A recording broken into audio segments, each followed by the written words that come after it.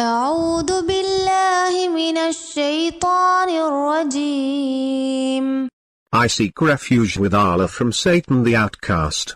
من كفر بالله من بعد إيمانه إلا من أكره وقلبه مطمئن بالإيمان ولكن من شرح بالكفر صدرا فعليهم غضب من الله ولهم عذاب عظيم.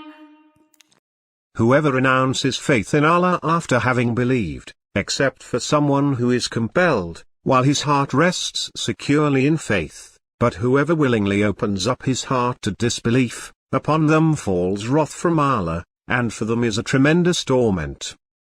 ذلك بأنهم استحبوا الحياة الدنيا على الآخرة وأن الله لا يهدي القوم الكافرين.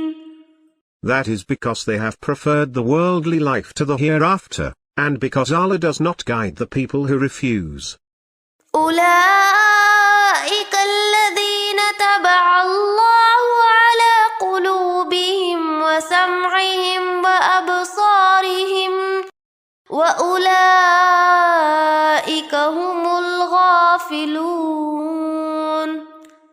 It is they whom Allah has sealed their hearts, and their hearing, and their sight.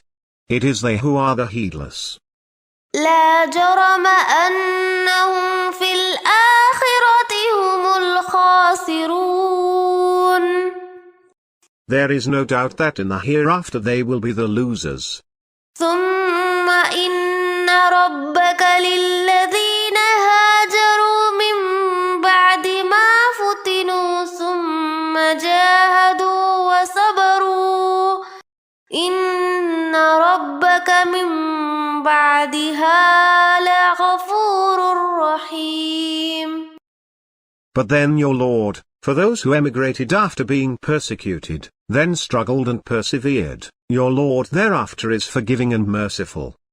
يوم تأتي كل نفس تجادل عن نفسها وتوفى كل نفس ما عملت وهم لا يظلمون.